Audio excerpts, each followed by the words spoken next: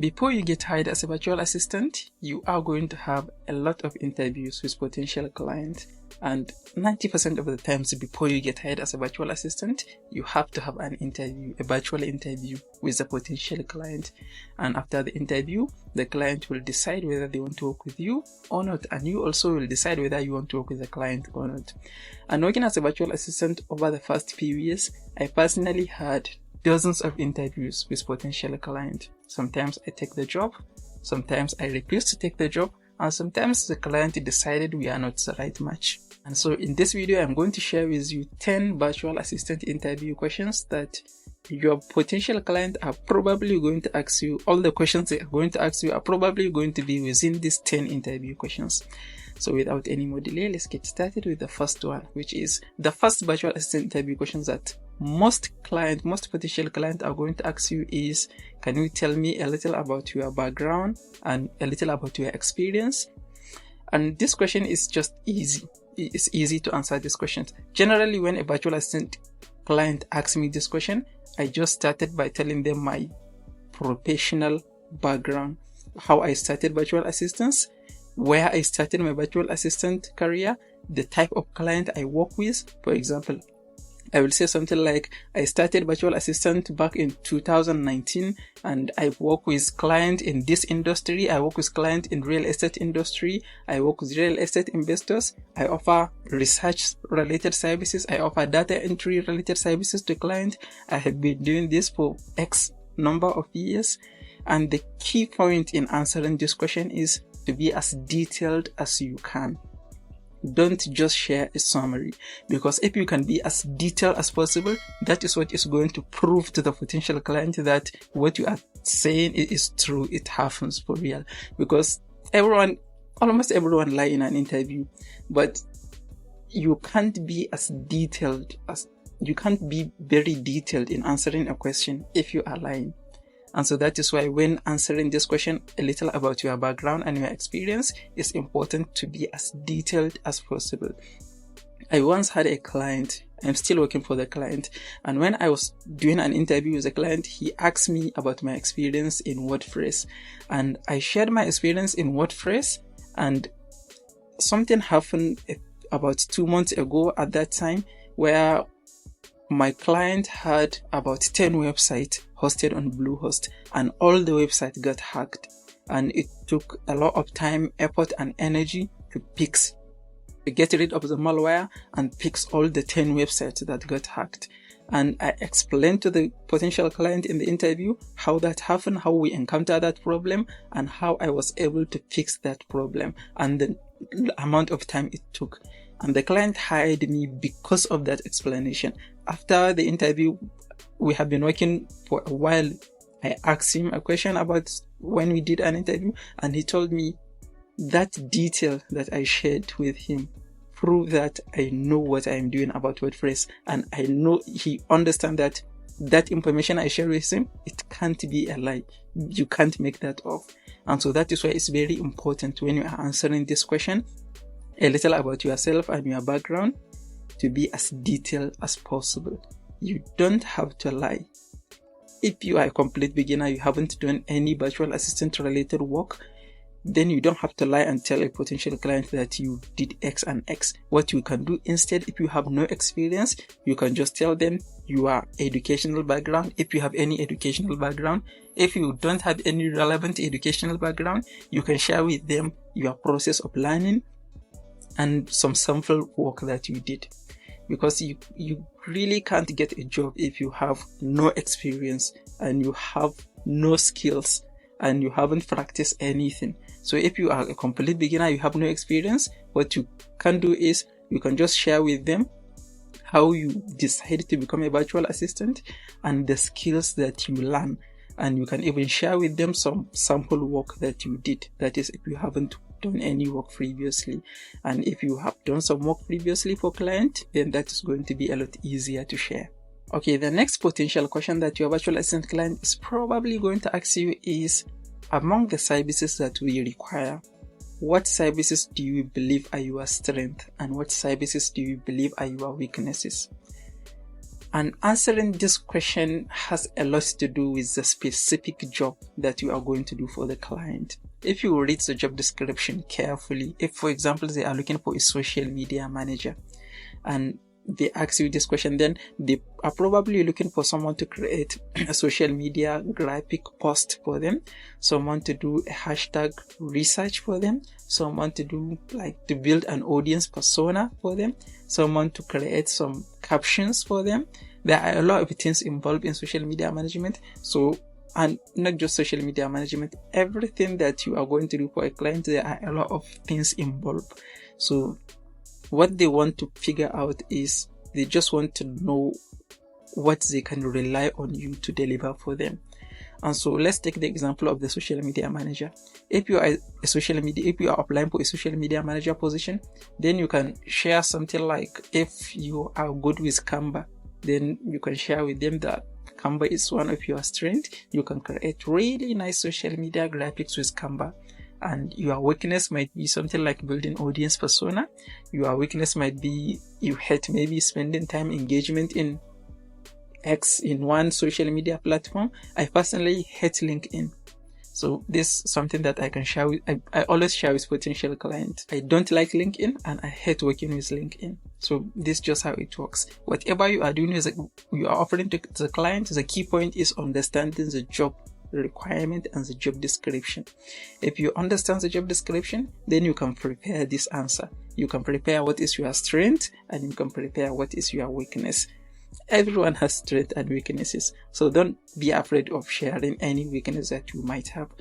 And when you share a weakness, it's important to share an insight on how you can overcome that weakness if that weakness is essential to delivering the job. For example, if you are not very good at working with Instagram is your weakness and you want to become a social media manager, then that is like something that you have to figure out a way to deal with. Because working as a social media manager, you have to work with Instagram. So you have to share some insight on how you can overcome or how you can tackle that weakness of yours. Okay, the next potential question that your potential client are probably going to ask you is, have you worked on similar projects before?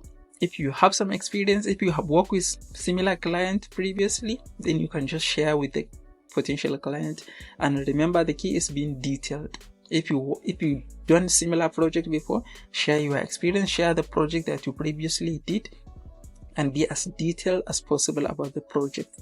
If you haven't done any project previously for client, then you can just share with them that you haven't worked with a client on this specific project, but then you share your experience with doing the actual skills, with learning the actual skills. I haven't done social media management, or I have never created social media graphics for client, but I spent X amount of time learning how to use Canva software and how to create social media graphics. And these are some samples. You should have shared the samples before, and so you can reference the samples that you share to the client that, yeah, this is something that you spent a lot of time learning, and you create samples that you shared with them, and you are excited to get started and gain experience. So this is also very easy to answer.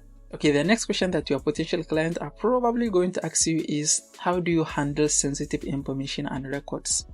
And what they are asking you really is, how will you share password? How will you protect their password, their login details, and some important documents that they must share with you?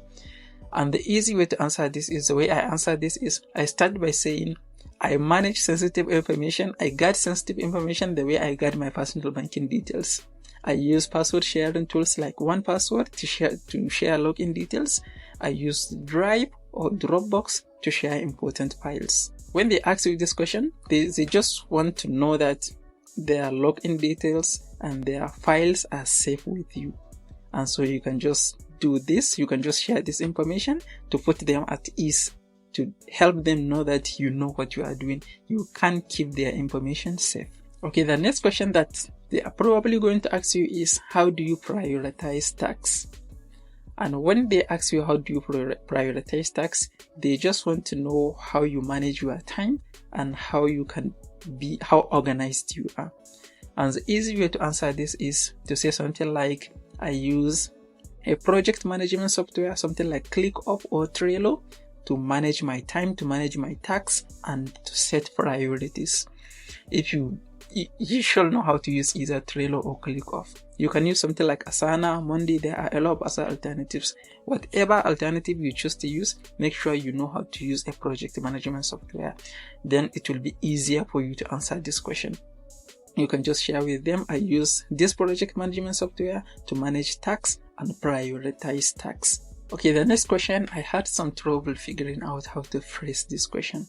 And so the potential client are going to ask you something along the following lines. If we decide to switch to a new software that you have never used before, how will you learn to use the software? Will you require us to teach you how to use the software? What they are asking you is, for example, if they are using Trello and they decide to switch to ClickUp, will you require them to coach you on how to use ClickUp? And when they ask you this question, they just want to know how fast you learn, and they want to know your process of learning, because most times businesses and entrepreneurs hire virtual assistants to save them time. And so if you will need them to coach you every single time, then you aren't really saving them that much time. And so the easy way to answer this question is, you can say something like, if the company decides to switch software, if the software is a public software that many people use, there is probably going to be a lot of tutorials on YouTube and Google. And so if I have never used the software before, I will go to YouTube and find tutorials and learn how to use the software. Or I will go to Google, find tutorials and learn how to use the software. And if the software have some documentation, have some guides on how to use the software, I will check and find it and learn how to use the software. But if the software is new, or if the software is created specifically for the company, then it will be impossible to find tutorials anywhere else. So I will have to require the company to teach me, to coach me on how to use the software. But you can add something like, I am a fast learner, I learn very quickly, so it won't be a problem learning new software. Okay, the next most commonly asked question is, have you used SOP previously? And SOP stands for Standard Operating Procedure, and it's just a guide, a step-by-step guide on how to perform tasks. For example, if I hire you to manage my Facebook group, then I might write an SOP that on Monday, log into my Facebook account using this login information, go to the member request tab, process member request, do X and this and that. That is standard operating procedure, a process on how the company perform tasks. So working as a virtual assistant, you have to know how to use SOP, and it's just a process, a documented process on how to perform tasks. So it's just easy to answer this. Yep, if you have previously worked for client, yeah, I use SOP. If you have never worked with client, you can answer with yes, I know what an SOP is, and I won't have any problem following an SOP to execute tasks. Okay, the next potential question that most of your potential clients are probably going to ask you is, why do you decide to become a virtual assistant? That's easy to answer. You just tell them. And I suggest you don't tell them it's because of the earning potential. Everybody work for money, right? But that shouldn't be the first priority that you share with potential client. You can share the flexibility side of things. You can share the freedom side of things. You can share the growth potential side of things. There are a lot of things to share. So it comes down to you. Why do you decide to become a virtual assistant? Apart from making a lot of more money. Okay, the next potential question is, how will you handle time difference? Working as a virtual assistant, you are probably going to be working with clients in a different country. I have one client who is in the United States, and I am 7 hours ahead of him. I have another client in the United States, but in a different time zone, and so I am 5 hours ahead of him. I have another client in the UK, I am 1 hour ahead of him. And so you see, the time difference is an issue. There is one time when I was working with my client in the United States. I am 7 hours ahead of him, and I want to hire a developer in the Philippines for my client. And the guy in the Philippines is 8 hours ahead of me, and we want to have a meeting. I in Nigeria, the developer in the Philippines, the client in the United States. There are a lot of hours, the hour difference between all of us. It was a challenge figuring out the time that works for all three of us. And so what the client is looking for when they ask you this is they want to know you will be available when they need you. Because if I'm in Nigeria, I work from 9 a.m. to 5 p.m. Then if the client needs something at 2 p.m. in their time, then I will not be available to do the task for them. And so that's what you need to, that's what the client is asking you really. Will you be available when they need you? And you just need to decide. If you are working with client in the United States, then you know you are hours ahead of the client. Then you can just share with them that you are working hours start from this time, and that time maybe from 2 p.m. your clock up to maybe 12 a.m. or maybe 1 in the night, depending on how much or how long you want to work. So it's just up to you to decide how long you are going to work and the hours you are going to work. And the hours you are going to work should be reasonable for the clients that you are going to work with, because you want to know that you will be available when they need you. Okay, the next question that potential clients are probably going to ask you is, do you have a dedicated working space and working tools? What they are asking is, are you reliable? That's really what they are asking. Do you have a good computer? Do you have a good reliable internet connection? And do you have a dedicated space, a quiet space that you can work undisturbed? That's what they are asking you. You don't have to have a nice office, but you just need to have a quiet place, a dedicated place that can serve as your office wherever you are working. And in order to put the client at ease, it will be good to share with them you have 2 computers to the minimum. I don't know if you have 2 computers or not, but the client will be a lot more confident and more comfortable if you have more than 1 computer. Because what if they give you an important task that has a deadline in the next 1 or 2 hours and your 1 computer broke down? Then the task cannot be done. So just put them at ease. If you have 2 computers, great, share with them. If you only have 1 computer, share how great that computer is and your willingness to get a second backup computer. Okay, that's it for this video. Next, you can watch this video to learn some of the important tips for being in actual virtual interview with potential client. If you find the video helpful, please give it a like and don't forget to subscribe to this channel, and I'll see you in the next video.